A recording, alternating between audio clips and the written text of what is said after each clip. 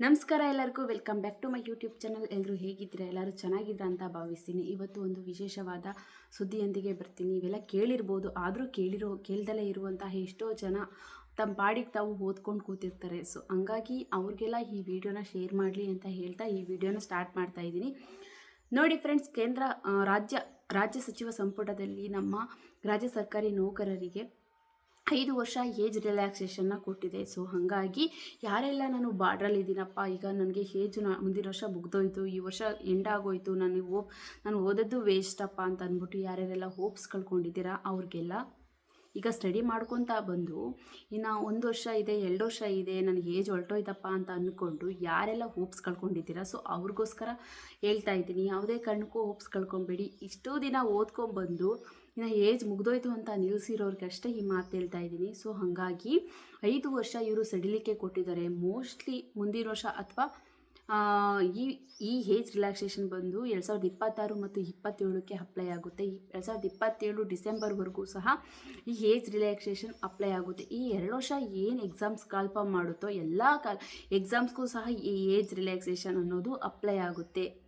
ಯಾವುದೇ ಕಾರಣಕ್ಕೂ ಹೋಪ್ಸ್ ಕಳ್ಕೊಳಕ್ಕೆ ಹೋಗ್ಬೇಡಿ. ಆಮೇಲೆ ಇದು ಒಂದು ಕಹಿ ಸತ್ಯ ಆದರೂ ಸಹ ನೀವೆಲ್ಲ ಕೇಳಲೇಬೇಕು. ಯಾರ್ಯಾರೆಲ್ಲ ಇತ್ತೀಚೆಗೆ ನಾನು ಓದೋದಕ್ಕೆ ಸ್ಟಾರ್ಟ್ ಮಾಡ್ತೀನಿ, 5 ವರ್ಷ ಇದೆ ಅಂತ ಅಂದ್ಬಿಟ್ಟು ಈಗ ಓದೋದಕ್ಕೆ ಸ್ಟಾರ್ಟ್ ಮಾಡ್ತೀರಾ, ಇವರು ಸ್ವಲ್ಪ ಯೋಚನೆ ಮಾಡಬೇಕಾಗುತ್ತೆ. ಯಾಕೆ ಅಂತಂದರೆ ಎಷ್ಟೋ ಜನ ಓದ್ಕೊಂಬಂದಿದ್ದಾರೆ, ಅವ್ರಿಗೂ ಸಹ ಈ ಒಳ ಮೀಸಲಾತಿ ಇರೋದ್ರಿಂದ ಎಷ್ಟೋ ಎಕ್ಸಾಮ್ಸು ಹಾಗೇ ಇಲ್ಲ.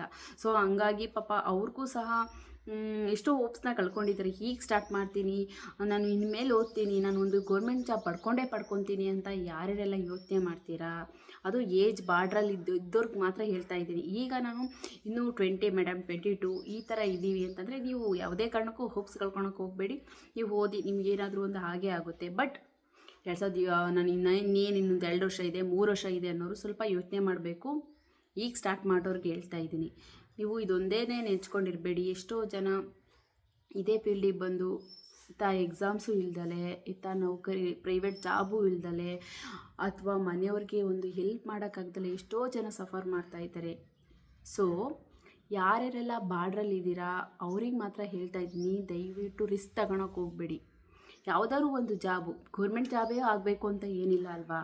ಸೊ ಹಾಗಾಗಿ ಹೇಳ್ತಾ ಇದ್ದೀನಿ, ನೀವು ಯೋಚನೆ ಮಾಡಿ. ನಿಮ್ಮ ಅಪ್ಪ ಅಮ್ಮ ಎಷ್ಟೇ ಕಷ್ಟ ಇದ್ರೂ ಸಹ ನಿಮ್ಮ ಹತ್ರ ಹೇಳ್ಕೊಳ್ಳೋದಿಲ್ಲ. ಎಷ್ಟೋ ಜನ ಹೇಳ್ಕೊಳ್ಳೋದಿಲ್ಲ, ನನ್ನ ಮಗ ಏನೋ ಸಾಧನೆ ಮಾಡ್ತಾರೆ, ಏನೋ ಒಂದು ಓದ್ತಾ ಇದ್ದಾರೆ ಅನ್ನುವಂಥ ಸುಳ್ಳೆ ಭರವಸೆ ಮಾತ್ರ ಕೊಡಬೇಡಿ. ನಿಮ್ಗೆ ಹೋಪ್ಸ್ ಇದೆ, ನಾನು ಮಾಡ್ಕೊತೀನಿ, ಈ ಸಲ ನಂದು ಹಾಗೇ ಆಗುತ್ತೆ ಅನ್ನುವಂಥ ಇಷ್ಟೂ ದಿನ ಓದ್ಕೊಂಬಂದು ಈಗ ಸ್ಟಾಪ್ ಮಾಡಿರೋರು ದಯವಿಟ್ಟು ನೀವು ಸ್ಟಡಿನ ಬಿಡೋಕ್ಕೆ ಹೋಗಬೇಡಿ. ಓದನ್ನ ಸ್ಟಾರ್ಟ್ ಮಾಡಿ, ಕಂಟಿನ್ಯೂ ಮಾಡಿ. ಇನ್ನೊಂದು 2 ವರ್ಷದಲ್ಲಿ ಎಕ್ಸಾಮ್ಸ್ ಖಂಡಿತ ಮಾಡ್ತಾರೆ. ಅವರು ಮಾಡ್ದೆಲ್ಲ ಇರೋದಕ್ಕೆ ಆಗೋದಿಲ್ಲ. ಯಾಕೆ ಅಂತಂದರೆ ನಮ್ಮ ಗೋರ್ಮೆಂಟ್ ಜಾಬಲ್ಲಿ ರಿಟೈರ್ಮೆಂಟ್ ಆಗೋರು ಎಷ್ಟು ಜನ ಇರ್ತಾರೋ ಅದಕ್ಕೆ ಈಕ್ವಲ್ ಆಗಿ ಇನ್ನೂ ಜಾಸ್ತಿನೇ ನಾವು ರಿಕ್ವೈರ್ಮೆಂಟ್ನ ಮಾಡಬೇಕಾಗುತ್ತೆ. ಯಾಕೆ ಅಂತಂದರೆ ಜನಸಂಖ್ಯೆ ಅಷ್ಟಿದೆ. ಸೊ ಹಂಗಾಗಿ ಇವರು ನಿಲ್ಲಿಸೋದಕ್ಕೆ ಸಾಧ್ಯ ಇಲ್ಲ. ಮಾಡ್ತಾರೆ. ಇನ್ನೊಂದು 2 ವರ್ಷದಲ್ಲಿ ಹಾಗೇ ಆಗುತ್ತೆ. ಸೊ ಹಂಗಾಗಿ ಹೇಳ್ತಾ ಇದ್ದೀನಿ, 5 ವರ್ಷ ಕೊಟ್ಟಿದ್ದಾರೆ.